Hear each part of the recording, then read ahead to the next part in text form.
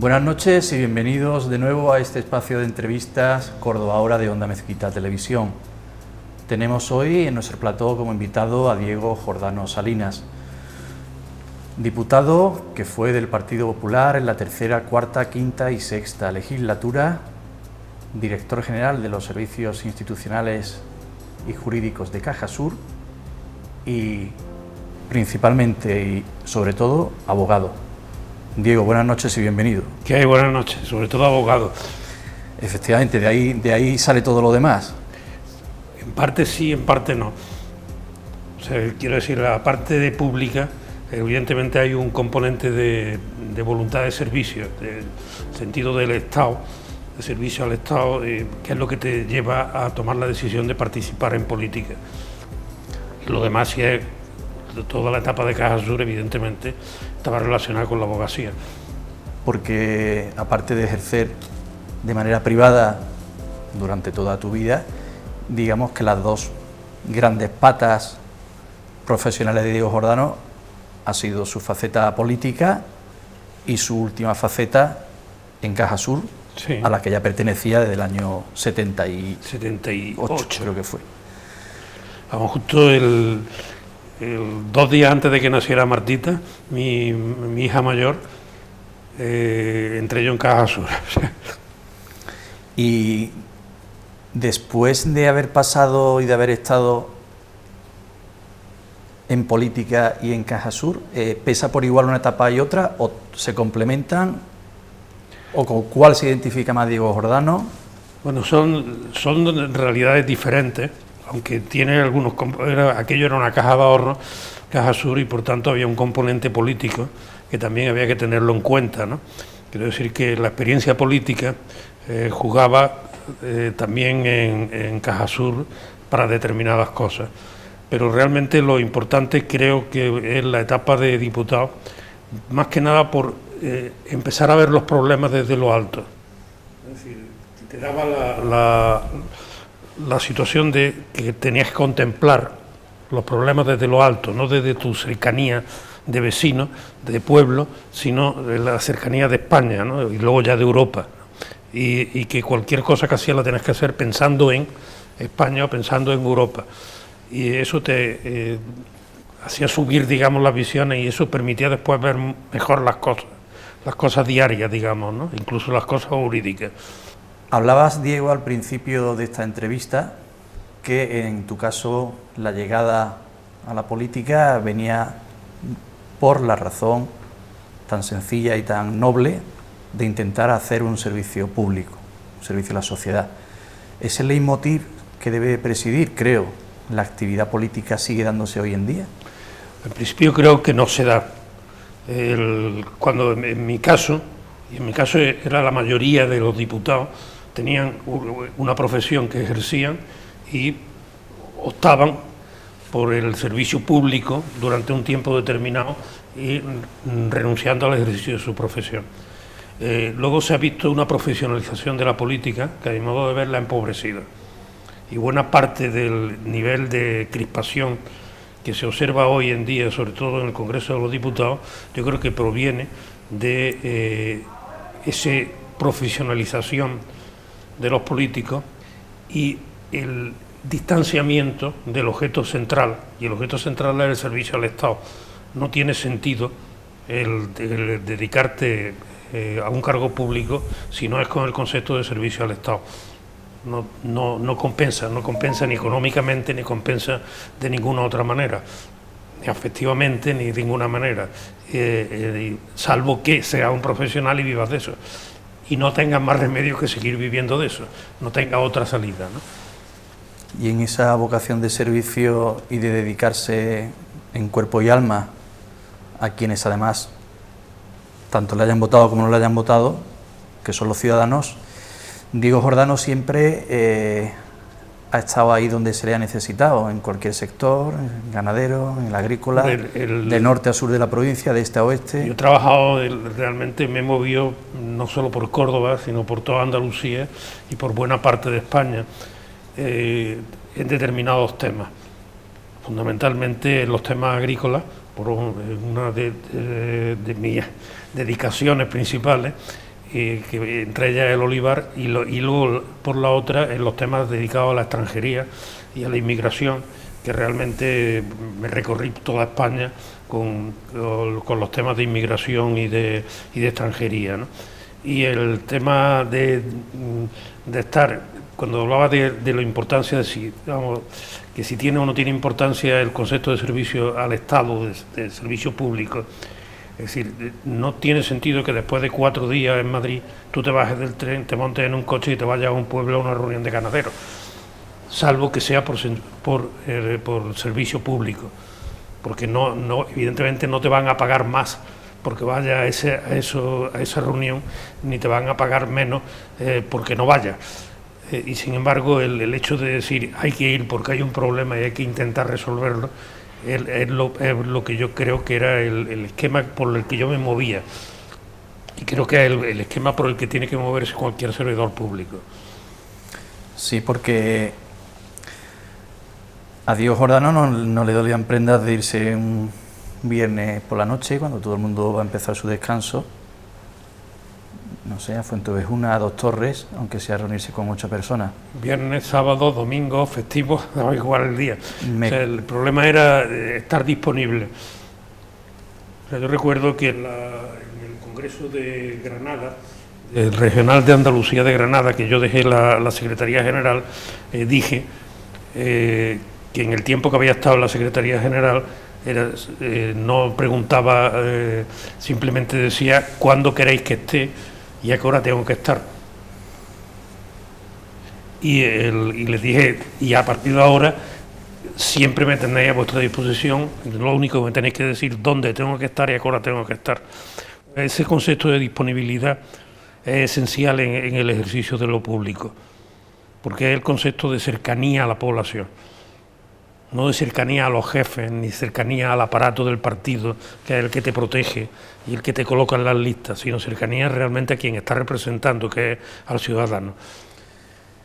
En las 4 legislaturas que estuvo Diego Jordano como diputado en el Congreso, tuvo la oportunidad de conocer en profundidad no solo sectores y temas que excedían el ámbito provincial, sino cosas muy concretas de nuestra provincia, porque si yo le digo ahora, en 2020, a Diego Jordano, la autovía Córdoba-Antequera, ¿qué me puede decir Diego Jordano? Pues la autovía Córdoba-Antequera es curioso, es muy fácil.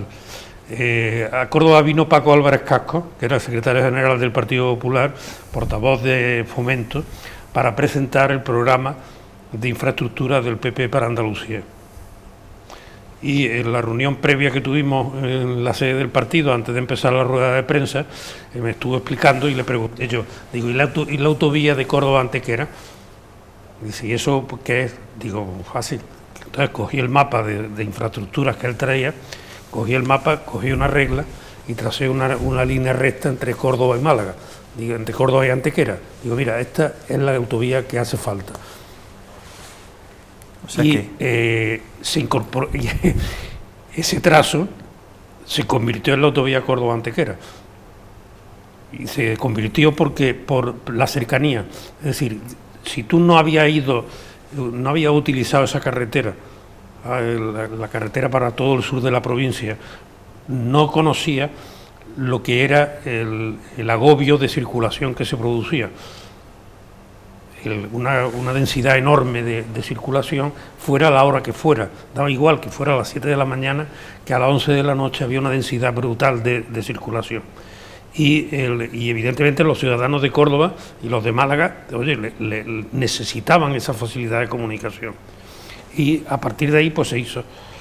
Entonces, yo puedo decir que Diego Jordano Salinas puso, aunque sea un granito de alquitrán, en esa autovía.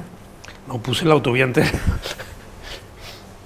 Puse la autovía entera porque además hay otra anécdota que se puede contar, que en los primeros presupuestos del PP, porque entró a media legislatura y ya presentó los presupuestos siguientes.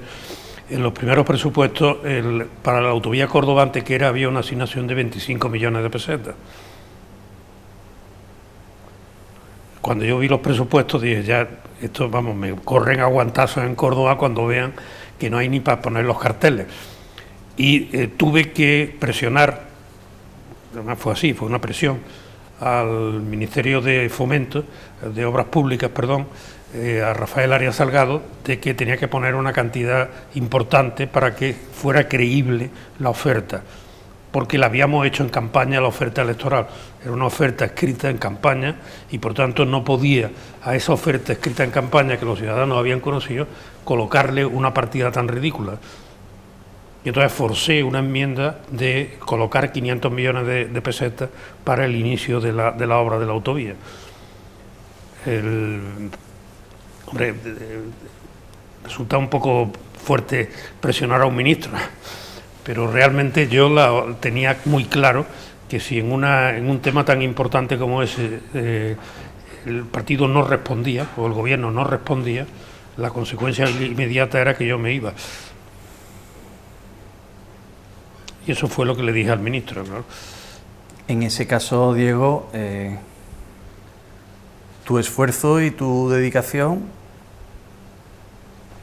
vio la luz, se hizo un proyecto realidad del que disfrutamos hoy en día, pero de esas 4 legislaturas en las que estuvo presente en el Congreso, ¿qué espinita o qué espinas se le quedaron clavadas a Diego de que no hubieran salido proyectos importantes para esta ciudad y para esta provincia? Bueno, pues realmente coincidió la apertura del AVE, que realmente tuvimos la suerte de que para ir a Sevilla había que pasar por Córdoba, y se hicieron una serie de infraestructuras importantes en esa época, bastante importantes. Quedó un tema que era la parada del AVE en los Pedroches, que la inicié yo y conseguí que en la Comisión de Fomento se votara una moción dictando al gobierno a que llevara a Renfe a parar el tren en los Pedroches.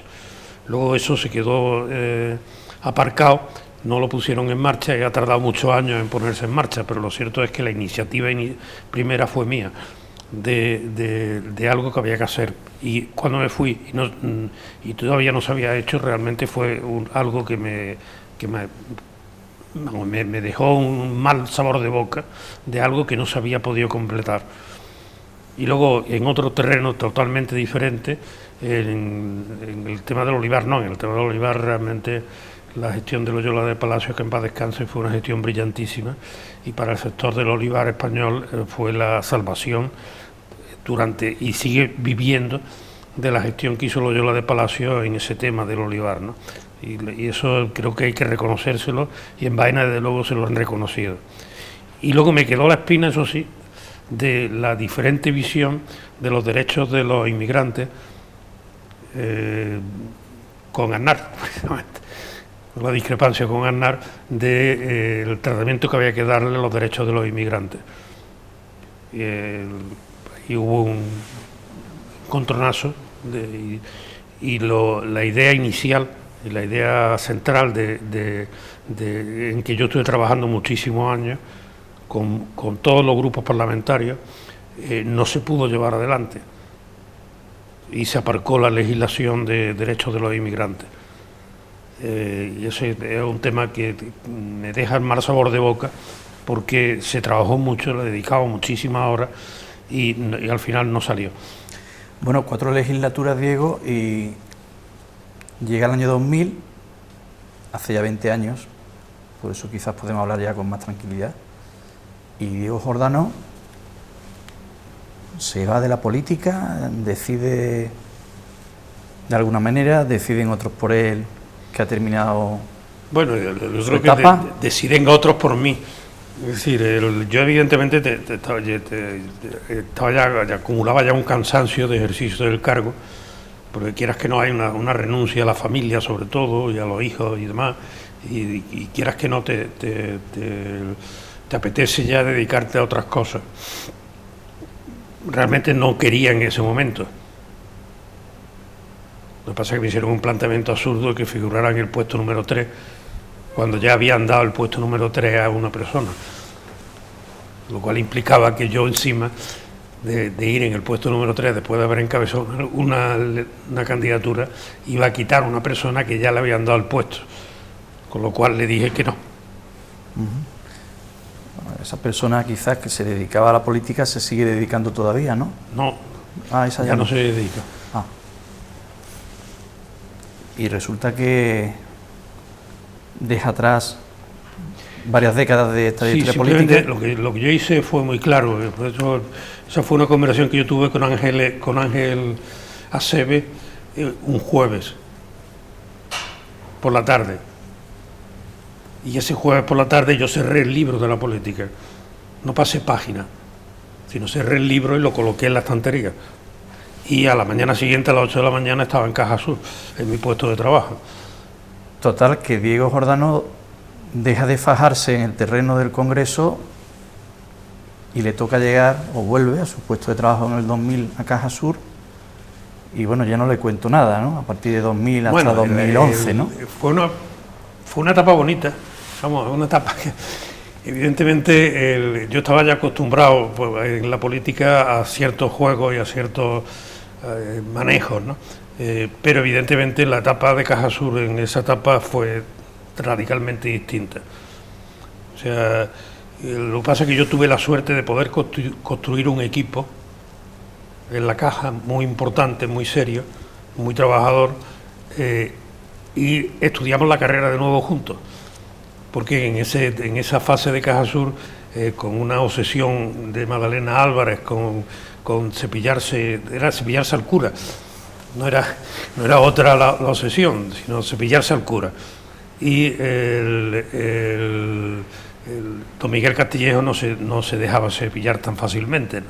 Entonces fue una batalla muy dura. Vamos, lo que pasa es que tanto mi equipo como yo estudiamos todas las carreras, porque como nos llevaron a todos los ámbitos, en el ámbito civil, en el ámbito mercantil, en el ámbito fiscal, en el ámbito penal, pues hubo que estudiar la carrera otra vez completa, ¿no?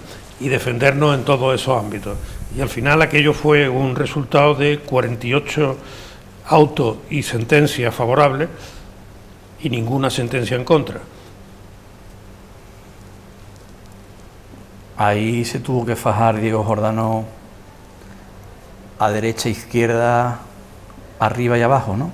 Sí, porque además las negociaciones yo llevé primero la defensa, la fase inicial, la defensa de la Caja y de los intereses de la Iglesia en aquel momento, y luego tuve que negociar dos cosas. Una, que el PP el PP nacional se acordara de Caja Sur en la reforma de la ley financiera, que fue la fase en que Caja Sur pasó a depender del Ministerio de Economía y se zafó del control de la Junta, con lo cual le disgustó muchísimo a la Junta de Andalucía y a Magdalena Álvarez en especial. Y después de eso tuve que negociar la vuelta de la Caja a la dinámica de la Junta, al paraguas de la Junta y los términos de las leyes. Realmente yo, fuera de la política, ya he negociado dos leyes: la ley financiera por un lado y la ley de cajas de ahorro de Andalucía por otro. Con lo cual ese trabajo se lo quité a los diputados, que no tuvieron que hacerlo ellos, que lo hice yo. Y en esa defensa que Diego Jordano hizo de los intereses de la Iglesia en esa caja de ahorro, acabo de decir que tuvo que fajarse mucho, porque a veces desde dentro uno encuentra también muchos obstáculos, ¿no? Personas que quieren obstaculizar. Bueno, digamos, en la fase de la batalla con la Junta de Andalucía no hubo fisura. O sea, no se puede, en todo Caja Sur actuó en bloque, y además hay un hecho muy significativo que me hizo a mí reflexionar bastante sobre lo que estábamos jugando. Un día determinado, Magdalena Álvarez se le ocurre decir que Caja Sur está en quiebra, y lo dicen los medios de comunicación. Y a la mañana siguiente, en Canal Sur Radio, Martín Benítez empieza a decir, desde las 7 de la mañana que empieza, yo sacaría mi dinero de esa caja. Y lo repite hora, el mensaje de la quiebra de Caja Sur. Y curiosamente no salió una sola peseta. Es decir, los clientes que fueron a las sucursales de la Caja se fiaron más de lo que le dijeron los directores que de lo que había dicho la consejera de Economía. Y por eso me refleja la unidad que hubo en el concepto de defender la presencia de la Iglesia en Caja Sur. Sí, pero posteriormente... Luego ya es otra cosa diferente. Luego, a don Miguel Castillejo lo sustituye, entre otras cosas, porque cumple ya la edad. Eso fue uno de los escollos de la negociación, el negociar la edad de jubilación. Claro, era muy difícil hacerle entender lo que pasa es que José Antonio Griñán, que era ya consejero de Economía, lo entendió, que había una edad de jubilación canónica y una edad de jubilación civil, y que la edad de jubilación canónica no eran los 70 años que pretendía la ley de caja de ahorro, sino que eran 75, y había que hacer una excepción para que los canónigos que estaban como canónigos en el Consejo de la Caja estuvieran en la Caja hasta los 75 años. Cuando se jubila don Miguel Castillejo, lo sustituye don Juan Moreno, que hizo una buena gestión en el tiempo que estuvo, y por tanto la Caja ahí no sufrió nada. Cuando empiezan los problemas es después de don Juan Moreno. Sí, le iba a preguntar a partir de 2005 qué ocurre en Caja Sur, porque al final parecía como que entre todos la mataron y ella sola se murió. No, lo que pasa es que hay una cosa que yo quisiera quitar de en medio. Es decir, había una llamada constante a la herencia de don Miguel. La herencia recibida de don Miguel Castillejo, la gestión de don Miguel Castillejo. Y yo, curiosamente, guardé algunos papeles y tengo los comentarios al balance de febrero de 2007. Yo me fui en marzo de 2007. ¿Se fue usted o lo invitaron de alguna manera a pasar a otra etapa de su vida? Me despidieron. ¿Había gente interesada en que Diego Jordano saliera porque ya era molesto, quizás, no? No, simplemente era para sus intereses, claro. Hay otros documentos que también tengo por ahí, que algún día saldrán, en los que realmente yo era el elemento molesto para el socio, entre comillas, de los nuevos directivos de Caja Sur. El socio evidentemente era el PSOE.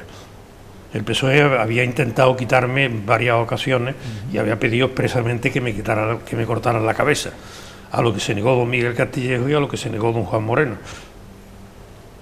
Luego ya hubo otra cosa, pero quería resaltar una cosa. En febrero de 2007 la Caja tenía un beneficio de 15,1 millones de euros en los 2 meses primeros, que son los 2 meses malos de todo ejercicio financiero. Y cuando miramos los recursos propios, la Caja tenía 1.397 millones de euros de recursos propios, con un exceso, de un superávit de 425 millones. Esto, los beneficios, los recursos propios del superávit, se los cepillaron a finales de este año, 2007. Y había en aquel momento 2.905 empleados en Caja Sur, 2.905 familias que dependían de Caja Sur. Porque fue una mala gestión. Es decir, a mi modo de ver, hubo un error por parte del obispo don José Asenjo, que tenía nombrado como sustituto a Fernando Cruz Conde, que era canónico, que estaba preparado, que era un hombre con una formación importante, y que además yo lo presenté a los empleados como el futuro presidente, y me recorrí con él prácticamente toda Andalucía y parte de Madrid para presentarlo en reuniones a los empleados quién iba a ser el futuro presidente. Y luego de golpe y porrazo pues se decidió que no era el adecuado. Y se equivocó el obispo, porque nombró a una persona que no fue adecuada. Diego Jordano, de la etapa política, mantenía y conservaba creo que una muy buena relación en conjunto con todos los medios de comunicación y con muchísimos periodistas. Yo he recuperado lo que tienen estas cosas, ¿no? Un periodista de un medio que no quería especialmente a Caja Sur, que decían de ti, antipático y autoritario. Según sus detractores, Jordano tiene en esta época una ascendencia decisiva sobre Castillejo. ¿Es usted antipático y autoritario? Pues bueno, en principio creo que no. Y además los que me conocen, ese fue un comentario del País. Sí, lo tengo. Además lo llamé al autor. A Luis Barbero, sí. Lo llamé para decirle, oye, porque venía otra cosa, de que yo lo había amenazado con una intervención con el presidente de Prisa si no modificaban alguna información o algo por el estilo. Y mira, eso es, yo no he hablado contigo de esos términos, no tiene sentido que lo digan, ¿no? Lo que pasa es que el País era curioso, el País tuvo un planteamiento que es que se le fue la pieza se le fue viva. Es decir, no pudieron matar civilmente a don Miguel Castillejo y eso a ellos les sentó fatal. Pues además me lo llegaron a decir, que era la primera vez que ellos habían atacado a una persona y esa persona se había ido viva. Y las relaciones con ellos, sin embargo, eran buenas. Yo tenía buenas relaciones con el País, con toda la estructura del País, y después de la vuelta a la tutela de la Junta, las relaciones fueron buenas con el País, lo cual no solo yo en política, también en la época esta tuve buena relación con la prensa. Es decir, era curioso que a mí me llamaban periodistas, incluidos del País, para contrastar informaciones que habían obtenido en la Consejería de Economía. Y la línea que predominaba después en la información era lo que yo había dicho, no lo que había dicho la Consejería de Economía. Por eso quiero decir que yo tuve buenas relaciones también con los medios de comunicación en esa época. Lo que ocurre es que a veces, bueno, no hay más ciego que el que no quiere ver, ¿no? Ya, pero esos son, es decir, el planteamiento de los medios de comunicación muchas veces son caprichosos a la hora de enfocar los temas y a la hora de dar opiniones. Y de pronto cogen en la ventolera de que hay que atacar a una persona y allá se van todos a atacar a la persona, ¿no? Lo cual es, muchas veces en este caso es erróneo y se convierte en erróneo. Y cuando le demuestras que es erróneo, entonces se vienen abajo, pero no del todo, y continúa un poco ahí el rum de que tengo que devolver el golpe, ¿no? Diego, es una pena porque se nos está acabando el tiempo. Yo sí te quería preguntar, ¿echas mucho de menos tu faceta política? ¿Echas de menos tu faceta en Caja Sur? ¿Estás bien como estás a esta altura de tu vida? Pues yo la verdad que no echo de menos, o sea, en determinados momentos se echan falta. Es decir, el momento, la política actual, que requiere un esfuerzo de políticas de Estado, realmente ves lo que hay y te apetece volver, digamos, para poner un granito de arena de políticas de Estado en los debates que se están produciendo. Pero por otro lado, realmente yo creo que las etapas son, como dije antes, es cerrar libros. Es decir, cada etapa que tienes a lo largo de tu vida es un libro al que tienes que cerrar, no es pasar la página, es cerrar el libro, colocar el libro en la estantería y abrir otro libro distinto. Y cada una de las fases de la vida yo creo que hay que hacerla así. Y hay que tomarlo las cosas como son, como vienen, ¿no? Y no echar en falta nada. Yo te voy a hacer una pregunta final. ¿Diego Jordano a estas alturas cambiaría la satisfacción y el disfrute y el gozo de estar con sus nietos a todo el oro de Caja Sur y a todo el poder de la política? Hombre, es complicado el decir que contestar la pregunta, ¿no? Por un tiempo sí. Es decir, si pudiera ser una dedicación temporal, sí. Si fuera a convertirse en una situación definitiva, no. A esta altura de la vida es feliz Diego Jordano con su vida? Hombre, yo creo que una de las cosas que creo que reflexionando, es decir, yo creo que he tenido una vida completa. He tenido una vida completa en lo profesional, en lo político, en lo personal, con mis hijos, con mis nietos. Por tanto, creo que el conjunto global es una vida completa, que es una vida llena de un montón de experiencias, de un montón de conocimientos, de un montón de gente a la que he tratado, ¿no? Y por tanto, en ese aspecto, la situación actual es decir, para valorar lo que hay, bueno, valoro lo que hay, lo que estoy, porque he tenido una vida llena en todos los aspectos, o al menos así lo creo yo. Diego, ha sido un placer tenerte aquí, que nos hayamos reencontrado en un sitio como este, y bueno, yo espero que haya muchas más ocasiones de seguir hablando con Diego Jordano, incluso de temas que no tienen nada que ver con la política, como por ejemplo los toros, que a los dos nos gustan bastante. Sí, esa es la otra faceta a la que le he dedicado mucho tiempo. Pues habrá que hablar a lo mejor algún día, ¿no? Un día hablaremos de toros. Y del futuro de la fiesta y cómo está el patio. De cuadrilla, sí. Nunca mejor dicho. No, lo que pasa es que el patio, tranquilos con el patio, es decir, esto no es ahora. Es decir, la crisis de la fiesta viene arrastrando desde el siglo XVII y en el siglo XIX y en el XX hubo unos profundos movimientos antitaurinos y además gente curiosamente críticos, críticos antitaurinos que sabían de toros, cosa que ahora no es otra cosa diferente, y sin embargo la fiesta siguió. Por tanto, son baches y ya llegará un momento en que seguirá. Bueno, pues estamos emplazados, Diego. Hablaremos. Muchas gracias y buenas noches. Muchas gracias a vosotros. Hasta aquí la entrevista con Diego Jordano Salinas, diputado del Partido Popular durante varias legislaturas por esta provincia, exdirector general de una caja de ahorros, hoy banco, al que dedicó también bastante de su tiempo y de sus años profesionales, parte de la historia reciente de nuestra provincia. Buenas noches, gracias por estar ahí y sean felices.